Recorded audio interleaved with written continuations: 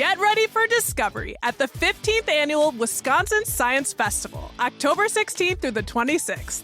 Over 200 events at more than 150 venues throughout Wisconsin are set to inspire all ages with science, technology, and art. This year, they're featuring the theme of rock and roll as a nod to the music, motion, and geology that shapes Wisconsin. Activities include interactive experiments, live Q&As with scientists, and thought-provoking panels. To learn more about events near you, visit wiscifest.org. Have you heard about Green Box Compost? Well, they offer a residential compost service for only $26 a month. They compost all food scraps, including meat, dairy, even bones, and certified compostable products. They come to your doorstep, take your scraps, and give you a fresh bucket each time. And then you can receive back compost that you helped create twice per year. Visit withgreenbox.com today and use code MM25 for a free month. This is CityCast Madison. I'm Bianca Martin, and here's what Madison's talking about. Before we get into the show, I want to give a grand shout out to the folks who became CityCast Madison neighbors during our fall membership campaign these past 2 weeks. Thank you, seriously. Shouting you out from the rooftops, you brand new joiners, starting with you. Thank you to Lynn W., Lauren W., Angela J., Mary Lou A., BJT, Larissa B., Mari Z., Margaret C., Sonia S., Kathy R., and Kevin I. Y'all, and I just got to some of those. I've got a list just as long to thank on the other end of this episode. And thank you to all of you who are already neighbors and have been supporting the show. Y'all's support means the world, and we cannot wait to meet you at an upcoming member event and share your local shoutouts on the pod. Right in. Y'all, our membership campaign officially wrapped on Friday, but here's the truth. We are so close to hitting our goals. In fact, if 25 of you listening joined right now, we'd meet our actual goal. And this is not to say I'll keep pitching you here until we reach our goal, but that's certainly true today. In a time when our world is more polarized and divided than ever, the local matters that we cover every day on this show are incredibly important. Whether it's a national issue that's affecting our friends and neighbors like the federal government shutdown, or the hyper-local things really only Madisonians understand, like monitoring our lakes for blue-green algae before jumping in, how to get across the isthmus most efficiently and safely during rush hour, the road salt wars, navigating our, quote, liberal bubble. Y'all, we've got lots of localisms.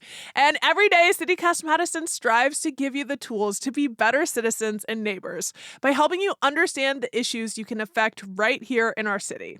And the things that bring you joy, like this conversation I had with the Wisco birder on fall birding tips and cool facts on the birds that grace our region. Y'all, so if you've been meaning to join but haven't yet, we still need you. Here's the bird call. Boop, boop. Join us at membership.citycast.fm. If supporting the show and engaging more deeply with all that the city has to offer sounds like something you want to be part of, you want to join our flock, head on over to membership.citycast.fm. It's $10 a month or $100 a year, and it's absolutely invaluable to us.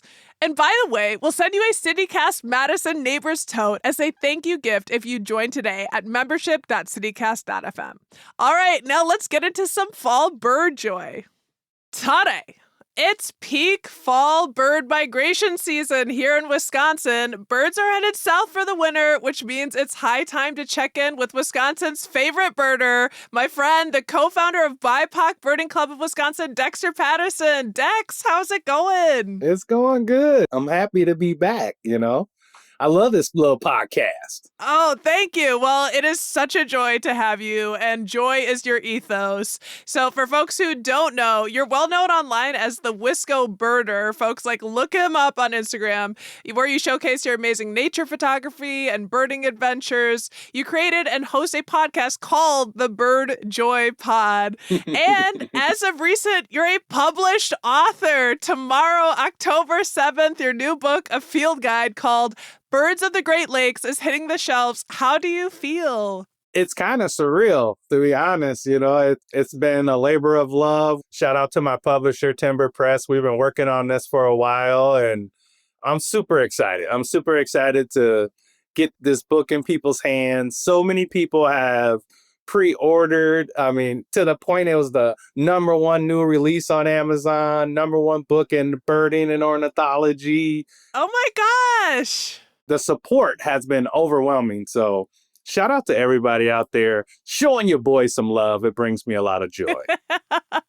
I mean, that is really exciting to hear and so worthy. Like, you've really been sending the vibrations out, but good, positive work that you've been doing. And the book is awesome. I got a chance to look at it and read through some of it. I do want to ask, for folks who don't know, what does the field guide encompass?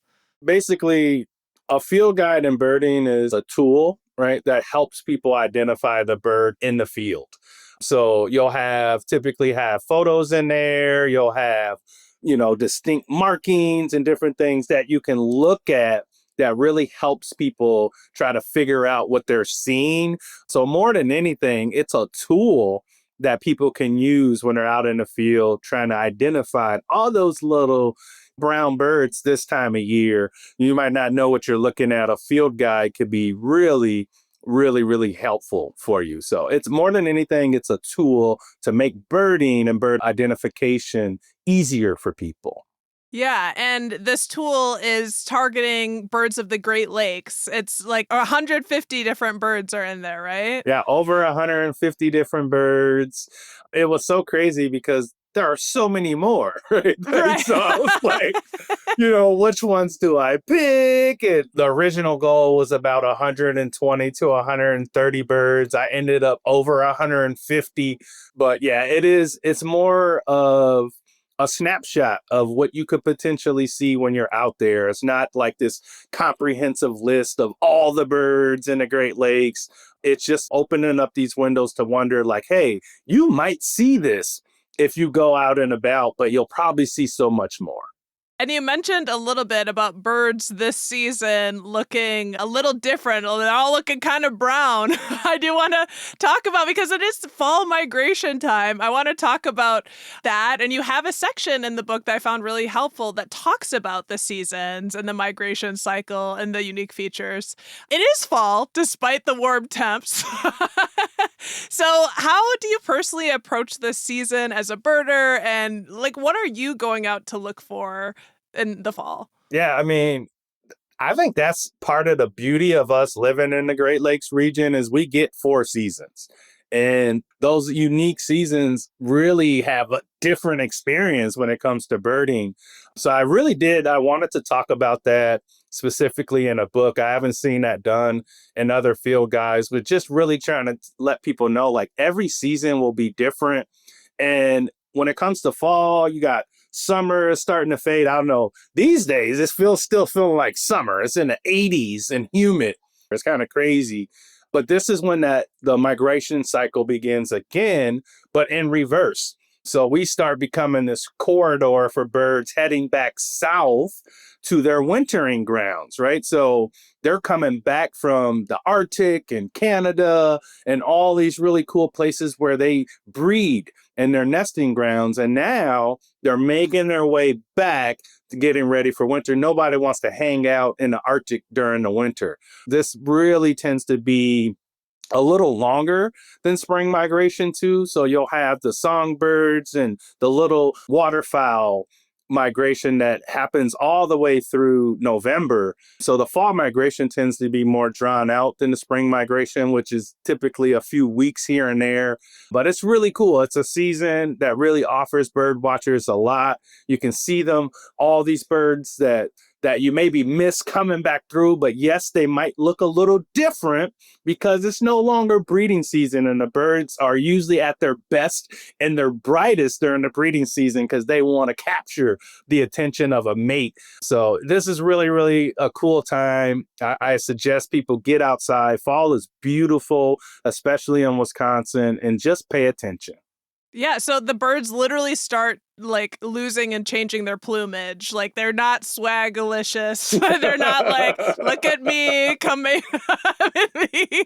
They're like, do they even start to look a little goofy in that period? Like, oh, you need a haircut, kind of. It depends. You could find a bird that's molting. That means that they're losing and replacing their feathers. And you might see a bald-headed blue jay or a bald-headed cardinal, and they look insanely funny. So it They depends. found their boo. Yeah. They don't have. I always tell people when you see them, I always say, don't worry, little homie, your glow up is coming soon. I love it so much. And also the migration of birds, like it's one of the craziest feats. Like they are insane, like how many miles that they travel every year. It's one of the most like hero-esque journeys that you can imagine. I tell people all the time, people always ask me this question of like, what surprises you most about birds? And migration is at the top of the list. You have little bitty songbirds that are a couple ounces, right? Literally flying thousands of miles from the Arctic to South America. No GPS, right? Like they're just going. And then they come back, and oftentimes they return to the same place that they were the year before. It is truly like this year-round miracle when you really think about it. Bianca, I saw a snow goose about a week ago hanging out near Olbrich Gardens, and the snow goose has one of the longest migrations of any goose in the world. It will migrate from the Arctic all the way to Mexico and even further, upwards to 3,000 miles. So it's kind of wild to put that into perspective of like, this is crazy. And they do it every single year.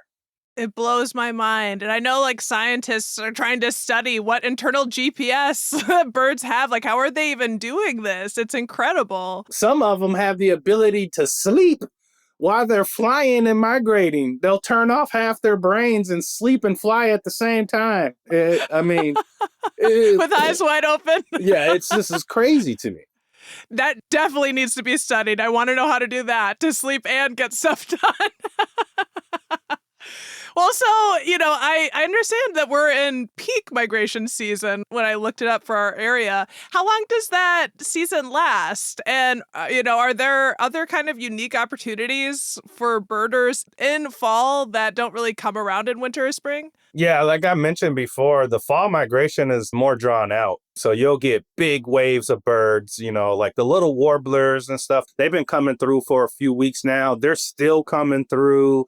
It's staged out more, right? It really kind of staged out more. You still have hummingbirds coming through right now. And then as it starts to get a little colder, you'll see all the ducks. I call it weird duck season. They start coming back through. And so then you have all the waterfowl, and they'll be migrating through all the way through the end of fall into the beginning of winter. And they typically, a lot of them will stick around until our lakes freeze. So it is like when you're thinking about fall migration, some people like it a lot more because you get more time with the birds. And yeah, they might look different, but that just is kind of part of the challenge. I always tell people that's what I love about birds. Always learning, always something new. But yeah, it is much different than the spring in the sense of spring migration, especially peak spring migration could be like 2 weeks, 3 weeks. And it's done. And then it's boom. And, now you're like, no, come back to me, right? It goes really fast compared to fall migration. Are there any rare birds that like are on your bucket list or something that would be something special to see, but a possibility in this time? You never know. Like the snow goose that I mentioned, that was a rare bird. It was just hanging out with a group of Canada geese, his little cousins, or his big cousins. His big cousins, I should say. The snow goose is a little smaller. So you never know. I always tell people, you never know what might show up. They're called vagrants. You might get a bird that's migrating through, a storm pushes it, and next thing you know, it's in the Mississippi Flyway, and it's hanging out on one of our lakes around us. So you never actually know. You just got to kind of pay attention. Recently was out at a spot called Lake Barney in Oregon. And there were some Nelson's sparrows out there. I saw 4 of them. That's a rarer sparrow. They are absolutely gorgeous. They got orange faces and these little cute gray cheeks, and they have the most unique sound about them. Just a beautiful, beautiful bird. So already been kind of lucky to see a couple rarer birds come through in this early fall migration. Okay, look at you. Look at you. I saw a story recently about like how we can help birds in the fall migration. Are there things that we can do as the humans to help migratory birds on their journeys? Yeah, I would say lights out is a big one. So there's something called Birdcast, and it's literally like the Doppler radar system is actually watching the birds when they take off at night and estimating how many birds are migrating. During peak migration, it's really helpful to turn off your lights at night, especially big businesses, like to turn off that light so they have a clearer path ahead, makes it safer for them. I always say too, filling up those bird feeders. Hummingbirds, like I said, are still kind of migrating and trickling through. The big, massive hummingbird migration is over, but they're stocking up. They still need nectar. They're all like little chunky little dudes right now because they're trying to get their fat reserves set up so they can make their trip to their wintering grounds. But these songbirds, as they're coming through, all these birds are coming through, you can keep those feeders up and really help them kind of restore their energy along the way. So if you want to be helpful, turn off your lights at night. And if you got bird feeders, keep them filled.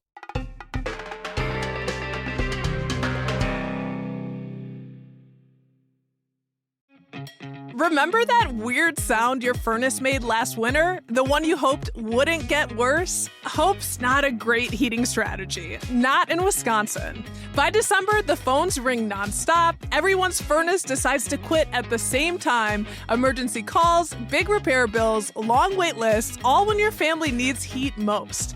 Right now, Cardinal Heating is offering $1,000 off a new furnace and AC system, but only until October 31st. And there's up to $2,600 in federal rebates and tax credits you could qualify for, but those expire at the end of 2025. This isn't just a deal, it's peace of mind. When it's 5 degrees outside, you'll be warm and relaxed because you took care of it now. Visit cardinalservice.com and schedule your free estimate. The last good deal of the year is right now, before the cold, before the panic, before prices rise. Cover girl, you better work. Tickets are available now for St. Vinny's on the Runway, St. Vinny's thrift store's first ever fashion show. I know, that's coming up on Wednesday, October 15th from 5:30 to 7:30 p.m. at the Madison Youth Arts Center. Get your tickets today at svdpmadison.org/event/st-vinnies-on-the-runway. The event will be an evening of fashion, fun, and community, aka a ball. St. Vinny's employees will take the stage as models, showing off unique thrifted looks that highlight just how creative, stylish, and affordable shopping secondhand can be. They'll model styles for the whole fam, clothing from their special events, and Halloween costumes. Tickets are $25 and there's limited supply. The assignment, come dressed in your favorite St. Vinny's outfit. Show off your best thrifted finds. All are welcome, so get all your folks out to this fun evening. Y'all, it's time. Time to invest in some good tea and vibes for this cozy and reflective fall season. A great place to check out is Telsan Tea, located in downtown Mount Horeb. They offer over 160 flavors of tea and herbs, and the different ways to make it. Their store is full of rich smells with tea samples to open, explore, and see the beautiful colors and ingredients. It's a grounding sensory experience. Speaking of experiences, they've got events, including a tea blending workshop coming very soon. On Saturday, October 18th and Sunday, October 19th, you can attend their Make and Take Chai Drop-In workshop. It's a hands-on workshop where you'll learn how to make authentic chai from scratch, using traditional spices and loose-leaf tea.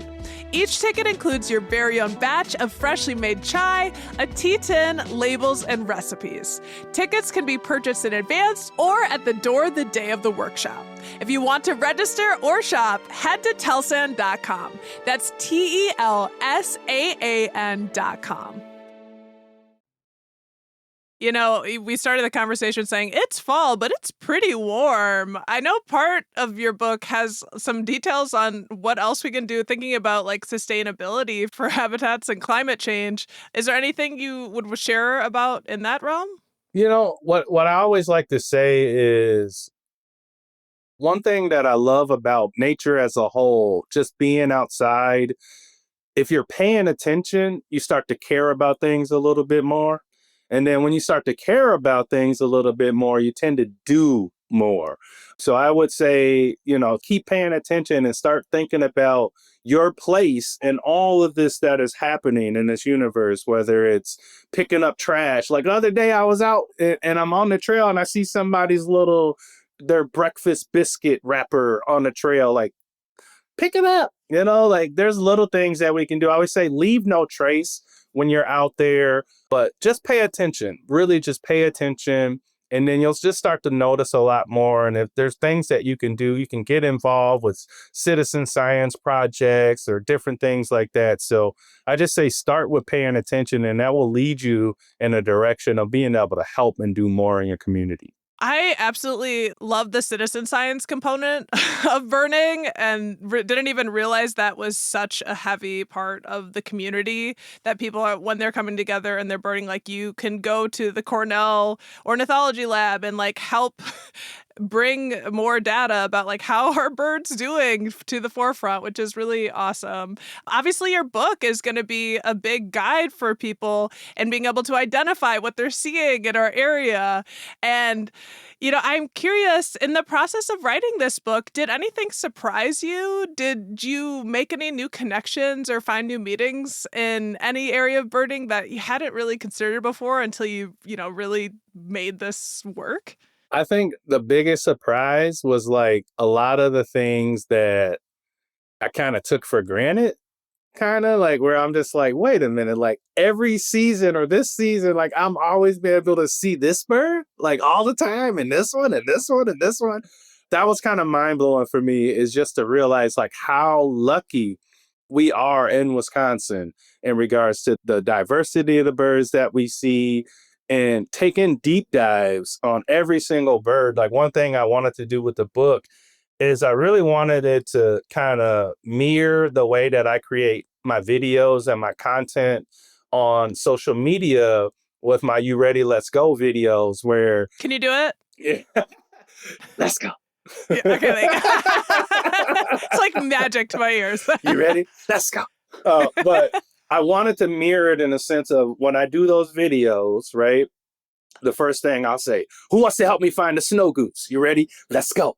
And then now we're out looking and I'm scanning the habitats, and I'm giving some tips on what type of habitats I like. This is typically where you can find them, right? So that's kind of a piece of it. And then I really like to show the bird. So I'll try to get some good angles of the bird, different shots of the bird. So like if you happen to see one, you'll be like, oh, that's that one bird that Dex showed me in that video.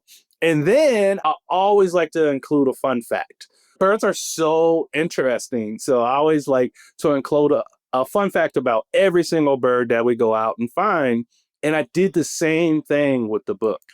That was my next question. Was a favorite fun fact? Are there any, maybe an obscure bird or a really common bird that has surprising fun fact that you could share with us? You know, I wouldn't say surprising necessarily for me, but like a lot of people just don't think about birds as a whole, right? So a lot of people think when winter comes around, all the birds just leave, right?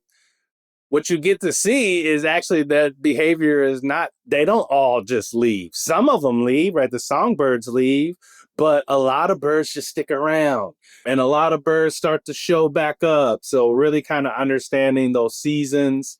I really, really, really love the fact that you start to pay attention to what's around us, and then you just start to say like, wow, like this bird hangs out in my neighborhood like all the time. Like every fall I can see this, every spring I can see it a little while. Oh, this bird nests in this region. So I would say for me, no fact really like shocked me about any of the birds, but I think a lot of people that are newer to birding or maybe haven't had to take these deep dives are going to really kind of freak out, like American coots, for example. Do you know what a coot is? I don't, but it sounds like cooties. So they're these blackbirds, right? And you kind of see them, they're starting to migrate through right now, and they like to congregate in really big, what we call rafts. On the ground? On the water. On the water, okay. Right? So you'll see them in these large, large flocks, especially right now during the fall as they start their migration. And the migration will get bigger and bigger and bigger. But one cool thing about coots is you don't typically see them out of the water, but every once in a while they'll pop up and they'll like perch on a log or something along the shoreline, and you see their feet. And they have the coolest feet that you'll ever see. Their toes are actually lobed toes. So they don't have webbed feet like ducks. They have literally have individual like little fingers, and they're lobed, and it helps them swim faster and dive deeper. And they're crazy looking. I'm looking at one now. They look like pea pods, like thick pea pods. They're insane. So I always tell people like little stuff like that, right? Where you're just like, holy cow, never seen a coot out of the water. Look at its feet, They've been hiding those ganglies. Right. But their natural selection, they're probably pretty helpful to them. They're super, super cool. Yeah, they look like leaves. That's really wild. Well, it's really cool. I know, like, obviously you go out on your own, but a big part of what you do is working with the community. And, you co-founded the BIPOC Birding Club of Wisconsin. One of the favorite things I've learned about on this podcast, that exists and that community that you have. I want to talk about, we last had you on the show back in April, so it's been a little time. I know adventures have been had. Just this past weekend, y'all went to the International Crane Foundation in my hometown of Baraboo as a club to learn their mission. Have there been any other sort of standout events or adventures since we last spoke? Yeah, so shortly after we spoke, about 2 months later, we launched our Bus to Nature program, which is really cool. One thing that we wanted to do is we wanted to start meeting the community more where they are, and especially youth and kids. So we really wanted to start getting more kids outside of nature. So we launched our Bus to Nature program to remove the barrier of transportation for kids, and especially for organizations that serve underrepresented youth groups. So we are partnering with community centers and churches and a lot of different folks that serve the youth to provide programming for them, and specifically in the summer when a lot of these kids don't have anything to do.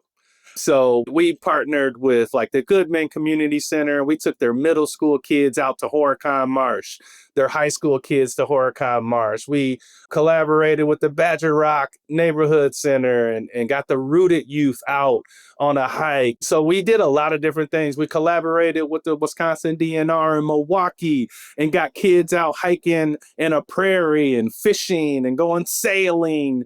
So we did a lot of really cool things over the summer to get youth outside. So that is the one big thing and big change that I'm super, super proud of is our Bus to Nature program. That's incredible. And can I just say that online, I saw you described as, quote, the flyest birder in the woods. Which is just like so accurate because you're bringing style and grace and enthusiasm, and also like you're bringing a different image to what someone might perceive as a birder. Like you're making birding cool and accessible to all. So I feel like that's so awesome for you to be on top of just adding any intention towards access, like it to be you. It'd be like, this is actually cool. This is a cool thing. That was Birds and Blooms magazine, which is the biggest birding magazine in the country. And that was a headline, The Flyest Birder. And I was like, I like it. I like it. I like it. I like it. Good job. Yes. Yeah. Congratulations on that one.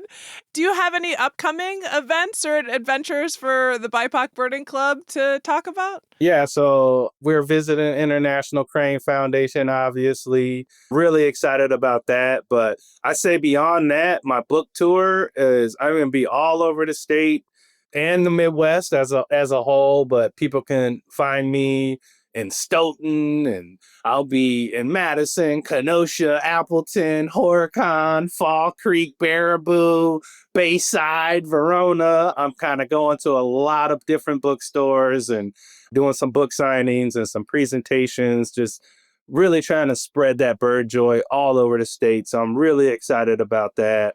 Lots of opportunities to come get you some of that bird joy. You're hitting the naturalist circuit, is what I'll say, at those bookstores. Like those are real homegrown naturalists. I'm sure they're going to be showing up to those conversations. That sounds really exciting. And I brought up the Flyest Birder in the Woods and the work that you're doing to change perceptions around who is a birder, because I think it's important. Like you're doing a real like educational journey for the public, and you've got this book tour. Are there any sort of next big milestones? I mean, the book is obviously a massive milestone, but things that are on your radar in the birding world, or hopes for the book, I guess? I would say another really big milestone that we're proud of is we are going to be launching our birding backpack program in Milwaukee and all 13 public library locations in Milwaukee. And that's huge. Wow. When we think about the city of Milwaukee and how big it is, there's a huge opportunity for us to engage the public with this program. So we are really excited. Hopefully there'll be more details rolling out really soon about how folks can get their hands on a backpack. It has a pair of binoculars for an adult and a kid. It has field guides in it. It has pocket guides for nature in both English and Spanish. There's a lot of really good things that folks will be able to get. So that is a huge one. That is a huge one. I also will say for the book specifically and the book tour, something I'm really proud about is the book being the featured book at the Wisconsin Book Festival this year. So anybody that's attending that book festival will get a copy of the book, and I'll be there having a conversation with the amazing Jasmine Banks there for an event, and then being able to meet and greet with folks, sign books and all that. So really, really excited to bring that specific event to the hometown of Madison. Oh my gosh, that is incredible. Jasmine Banks and you, that's going to be fire. And everyone's getting a book. You get a book. You get a book. You get a book. You get it. Everybody. Yeah. You get bird joy. Yeah. Oh my gosh, that is peak. And also everything that's happening, you're talking about in Milwaukee as well. That's huge. That cannot be understated. Dexter, it is such a joy to have you on the show. And thank you for giving us the scoop on your book that is out tomorrow on shelves. I can't believe it. I can't believe it. I can't believe it. I cannot wait to hold a physical copy myself. Thank you for coming on CityCast Madison and making the time. I really appreciate it. Oh, you're welcome. This is actually the first appearance on the radio tour for the book, too. So, I had to come show some love to my favorite podcast. Oh, you're our favorite guest. So that is fitting. Thank you, Dexter. You're welcome.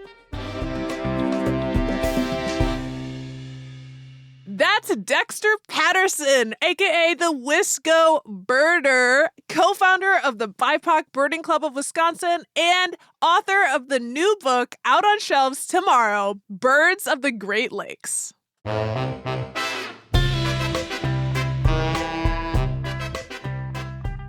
That's all for today. here on CityCast Madison. I'm your host, Bianca Martin. Don't forget, you can always support the show and get great perks by becoming a CityCast Madison neighbor at membership.citycast.fm. And as promised, I've got more brand new neighbors to thank and welcome.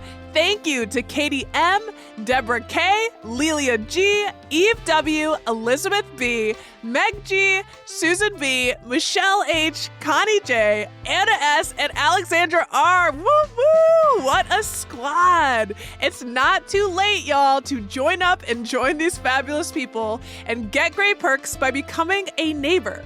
That's at membership.citycast.fm. If you enjoyed today's show, by the way, why not share this episode with an autumn?